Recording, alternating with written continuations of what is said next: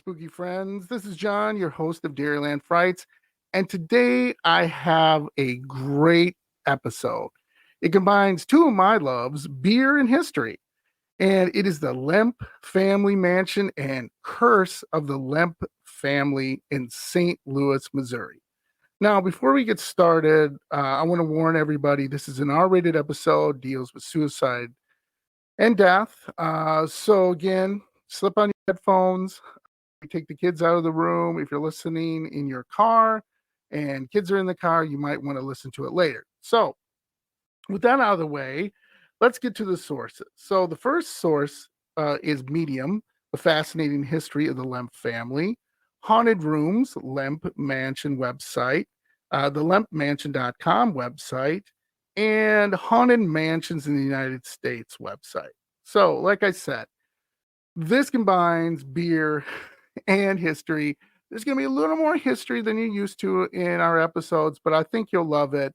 It's really interesting to learn about the Lemp family. And if you live in St. Louis, Missouri, please send me some email at dairylandfrights.com if you spend time there. Also, a little bit more about the Lemp family because I just loved it. I mean, there was so much great history and so much to learn. So let's get spooky. All right. So the history of the Lemp family. The Lemp family was America's first lager beer brewers. When John Adam Lemp arrived in St. Louis from Eschwege, Germany in 1838, he seemed no different from the thousands of other immigrants pouring into the gateway to the West during the first half of the 19th century. And the biggest thing, though, was Lemp was not a brewer. He didn't come in here to be a brewer at first. He was a grocery store owner. But he soon learned that, it was kind of hard, but he wanted to do something a little different. And he remembered from learning from his father in Germany how to make beer. So he started to do that, and he had tremendous success. And he soon realized that, I'm going to forget about this grocery business. So what he did was in 1840, shortly after he got there, he opened a small brewery. Now, one thing I learned is there are these caves underneath St. Louis. And I didn't know that either. There's a system of caves. And one of the things was that's where they would keep the beer cold. Because as you know, when you drink a warm beer, it's horrible, right? So this is where the St. Louis beer brewing industry was born. And he enjoyed marvelous success. But again, like I said, he had to deal with depression. And like I said, if you're dealing with depression like I am, please seek professional help. Obviously, they did not have that back in the early 1900s like we have today. So he actually took his own life. But he died a millionaire. So interesting, right? Then his son, William J. Lemp, succeeded his father as the head of the brewery and soon built it into an industrial giant. He built this in 1864. This new plant took up 5 city blocks, and he enjoyed the lion's share of the brewing industry. And in 1870, at the height of their power, Lemp was by far the largest brewery in St. Louis, and the family symbolized wealth and power and nobility. And again, what they really, as you see here, this was the height of them. And then, like everything, maybe doesn't work out, right? So in 1892, the brewery was incorporated, the William J. Lemp Brewing Company. And that's where he married his wife, Lillian, the Lavender Lady. Remember that. The reason she was called this because she loved the color lavender and also the perfume smell of lavender. Now, thing about William, and I think this is kind of funny, he would show her off.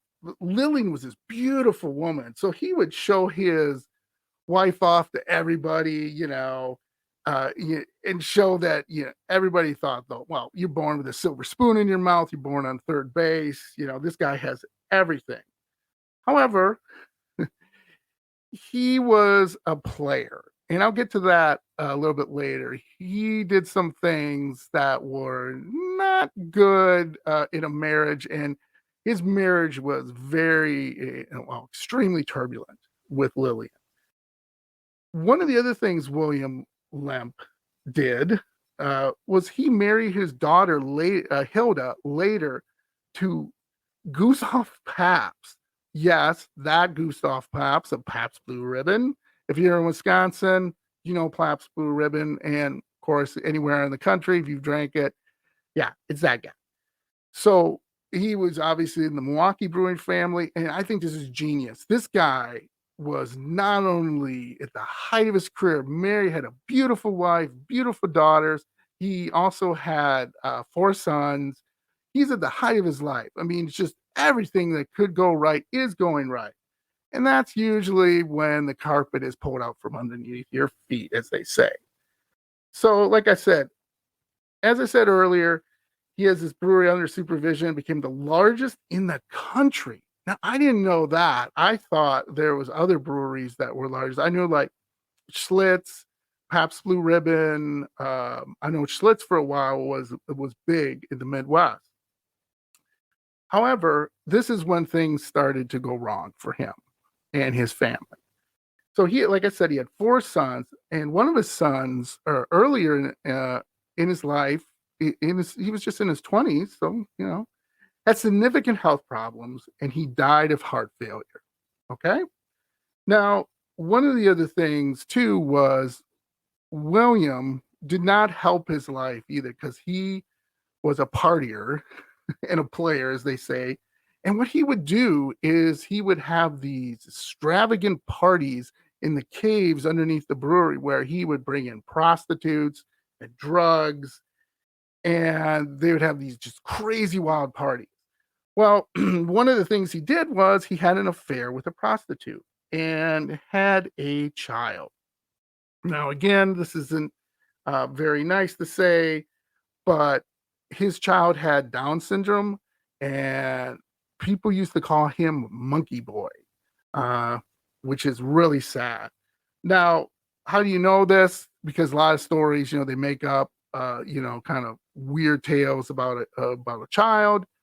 This child also was chained in the attic, was kept in the attic, kept away from everyone. That's how embarrassed he was of his Down syndrome son, which is horrible. And a former nanny and chauffeur who were interviewed by an historian in St. Louis confirm the existence of the boy. So, again, this is just super tragic. Then in 1906, William Jr.'s mother died of cancer. And also that year, some of the largest breweries combined, independent breweries combined, creating competition for the Lemp Brewery. Then in 1908, William divorced his wife Lillian, and they should have probably divorced a lot sooner, because they had just this terrible marriage where they fought all the time, and again, like, he would have affairs. He was just not a good guy. Their son, William Lemp III, she took her son with her, and she just left the public eye. Nobody knows what happened to her. She just left, and just kind of disappeared with her son, William Lemp III. Now, by the time World War I was happening, the brewery lost money, and the equipment was going bad. So, like I said, he has competition, divorce, his mom dies of cancer, his son dies of heart failure. William Jr. began to retreat more to the country home he had built in 1915, and he married Ellie Lindbergh. Now, in 1919, Prohibition started to become bigger, and the Lemp family members were wealthy enough that they just lost interest in making beer and keeping the brewery. And I guess that's a nice problem to have. but giving up hope, that prohibition would be repealed. So a lot of people thought prohibition would keep going, which thank God it didn't, because that would be horrible if you can't have a cold beer on a summer day. So what William Jr. did was he shut down the Lemp Brewery in 1919, and he didn't give notice to his employees. He just came in and said, we're done. Everybody go home. And maybe say, that is it. Now, on March 20th, 1920, William Jr.'s sister, Elsa Lemp, shot herself. And it was due to a bad marriage, which, again, is very sad. And then William Jr., began to sell his assets of the plant. And in 1922, he sold to Falstaff, another brewer, and Joseph Grajdik, I think, for $25,000. It was subsequently known as the Falstaff Brewing Company. Now, before Prohibition, the estimated worth of the brewery, now get this, $7 million. That's a lot of money back in those days. And then once they took it over and they sold the building, they sold it to an international shoe company for $588,000. So he sold the assets of the plant, got some pretty good money for it, but the building, the brewery, not much. So all of it was worth millions. He got basically pennies on the dollar. So William Jr. obviously followed into depression. And of note, the $588,000 in 1922 is equivalent to the purchasing power of over $10 million today. So in other words, this shoe company got a heck of a deal. I just think it's kind of interesting to share that. And like his father and his sister, William Jr. shot himself on December 29th, 1922. The other thing to let you know, he shot his dog too. Why would he shoot him and his dog? I have no idea. But again, this guy was going through a lot, and the curse obviously I think had something to do with it, because there is something going wrong here. So his brother Charles was never involved in the brewery business, which I thought was super interesting. He did remodel the mansion into a residence again and lived there with a couple of servants and the illegitimate child of William Jr. Apparently, as Charles aged, he developed a fear of germs associated with excessive compulsive behavior. And I thought it was really interesting.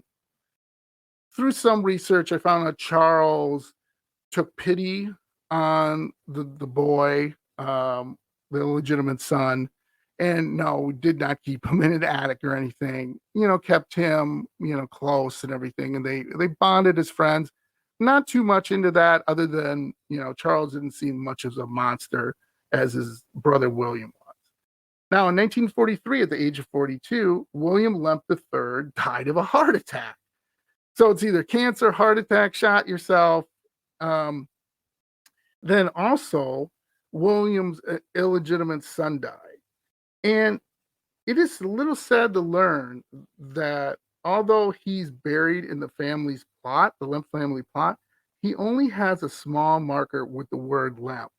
So this poor boy with Down syndrome, sure, he's buried with the Lemp family, but he's just a small marker and doesn't even have his full name. It just says Lemp. Now, one of the things too is after the son died, Charles Lemp was the last living Lemp to live in the mansion. He lived in the mansion with a married couple who were also his servants. And on May 10th, 1949, guess what? He shot himself in the head, and he shot his dog too. I don't know what's going on with shooting yourself in the head and shooting your dog. That's just strange to me. But anyway, his brother Edwin also lived a life of seclusion at an estate in Kirkwood, Missouri, and he removed himself from the brewery in 1913, and he quietly passed away at the age of 90 from natural causes. Thank goodness, Edwin. You must have done the smart thing. You must have just said, I'm not getting a dog, I'm not getting a gun, I'm not getting involved in this stuff. The heck with you guys. I'm getting out of here because there's something going on with you people. Now, this is, but hold on, because this is really weird. So, Edwin, unfortunately to his wishes, he had his butler burn all his paintings that the Lemps had collected throughout his life, as well as priceless Lemp family documents and artifacts. And these are irreplaceable pieces of history that vanish in a blaze and smoke fire. So, what was really weird is like just there was something Bellefontaine Cemetery in St. Louis, Missouri. So if you ever want to check it out and just see that little limp marker for that poor kid, and just terrible. Anyway, as you see, really terrible, family life. And if you believe they were cursed, I do. I mean, because this is just horrible. So let's get to the paranormal history. So the house built in 1866, the Lemp Mansion, is located at 3322 Demian Place, St. Louis, Missouri. And it's gone under several renovations and has lost most of its ornate charm. And I'll put some pictures of it on our social media sites and take a look how beautiful it was. And it is thought that it's still inhabited by the dead Lemp family members. Like I said, many of them who committed suicide in the residence. So, local legend says that the mansion is haunted by the people who used to live there, obviously, and has been included in Life's magazine's most haunted hotels in America.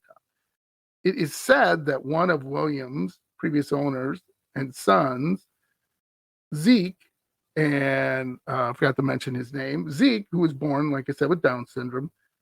Like I said, he was hidden from the public in the attic. So he is still seen in the house today. And people say that they will like look back at the house, and there's like a window in the attic, some of these old homes, and you can see the monkey boy face look back at you, this poor kid. So various residents of the mansion have complained about hearing ghostly knocks and phantom footsteps. Because of these stories, it is very hard to find tenants when the mansion was turned into a boarding house. So everyone would just basically leave, And like I said, it's been through several renovations. While contractors were working on the mansion renovation, workers complained about strange sounds, apparitions, their tools disappearing, and strange feelings of constantly being watched by unseen eyes. So a lot of workers, like I said, they just left. They just, this is common in most stories. And you got to understand, these guys are construction guys. These are tough guys. I worked construction for a little bit. These are not wimps. They've seen a lot and they've talked about a lot and been through a lot. So for them to be like, the heck with this, I'm out of here and leave, it must be scary. So current employees of the Lemp Mansion have reported strange experiences, including voices and apparitions. Glasses in the bar reported to fly off shelves by themselves, doors lock and unlock by themselves, and lights turn on and off. Now, this to me is really scary because that involves intelligent haunting. And I've never seen that. But if you have seen it, again, like dairylandfrights@gmail.com, I think that'd be frightening. You're in a room and the lights suddenly go off. Yeah, that's kind of spooky. Now, one of the things that really happened was in 1975, Dick Pointer and his family bought the mansion, and the mansion became an opportunity. Renovations began to revitalize it into an inn and a restaurant, which it still is today. Of course, as with other stories I've read about haunted buildings, this too had workers making claims of odd things and strange noise. A lot of them, again, stopped working, just left. Now, since the restaurant opened, staff members have reported several strange experiences. Apparitions appear and then quickly vanish. Voices and sounds come from nowhere, and glasses will often lift off the bar, flying through the air by themselves. Other occasions, doors, like I said, are to lock and unlock by themselves. Lights will turn on and off. And now the piano in the bar will just play by itself. So I just am like, yeah, that would suck. And one of the things too is again keeping workers there. So one of the stories here from some of the people who worked there said one night while closing, two keys were played on the piano. The employees responsible for closing for that night searched the home and came up empty handed. A candle on the mantle has lit on its own. A drawer of the dresser that belonged to the Lemps opens of its own accord. Objects disappear and reappear in different locations. Soft, disembodied voices can be heard, and the clip clop of horse hooves coming up the street have been regularly reported. So just know that this to me would be very scary to work there, to see glasses and stuff fly off shelves, like I said. And now you got horses. Okay. Multiple people have reported experience an exceptionally intense feeling of being watched. Ugh. And once Dick Pointer's son, was sleeping alone in the home, and his dog heard a loud bang and woke him up then too, just outside the bedroom door. He searched the entire house and found nothing. So again, if you've been in the Lemp Family Mansion and have ate there or worked there, please, dairylandfrights@gmail.com. I'd love to learn more. And supposedly there are areas where there is the most activity in the mansion. The stairway to the attic where William Jr.'s illegitimate son was kept, and oddly enough, the basement has been referred as the gates of hell. So again, one of the episodes of Hummel Park I did, they have the gates of hell there. Now we got more gates of hell. Like, how many places have gates of hell, people? And they recall that the basement, again, has caves underneath there, underneath the mansion and brewery. So I would love to go under there and check that out. And like I said, people, when they come there, they see the face of the illegitimate son looking at them outside the attic window. And also ghost investigators who have been in there and have left toys for his William's illegitimate son, says they'll come back and they're found somewhere else. Now, this one is a little bit nerve-wracking for the women out there. In the women's bathroom downstairs is said to be where William Jr., the womanizer party guy, would go because it had a shower in it. And allegedly, women have said they have seen a man peeking over the stall. So you're just trying to go to the bathroom, and all of a sudden, this ghostly face peeks over you. Oh, and that's when you're in your most, vulnerable, right? Like, hey, my God, what am I going to do? Now, when William Sr. killed himself, he apparently locked the door. So William Jr. could not run up the stairs and see this. But one of the things they said William Jr. did was kick open the door. So guests have said they will hear someone running up the stairs and kicking at a door, like, early in the morning and everything. The Pointers, who again said they have lost obviously a fair amount of employees due to the unexplained phenomenon, but still run the inn to the best of their ability, inviting visitors to spend the night and dine amongst the spirits of the deceased members of the Lemp family.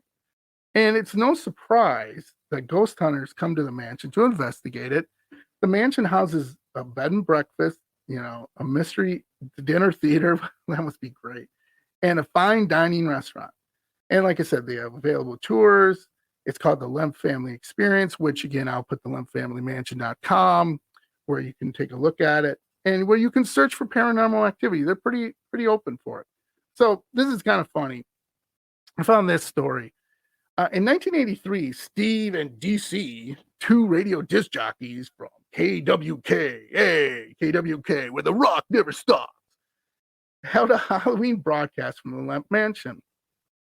They asked the most basic question of any paranormal investigators: is anyone with us? After asking the question, their microphones picked up an EVP that said, "I am Zeke." Remember, Zeke is the Down syndrome boy who left in the attic. According to, and like I said, according to myth, that his mother was a prostitute, and one of the things too, he would come downstairs. I read another story where Zeke would come downstairs and like scare people. Now, not legitimately scare people, but so there are sources where people have said that they will be sitting there, waiting in the hallway or wherever, and they'll see like this boy or a shadow of a boy coming walking downstairs.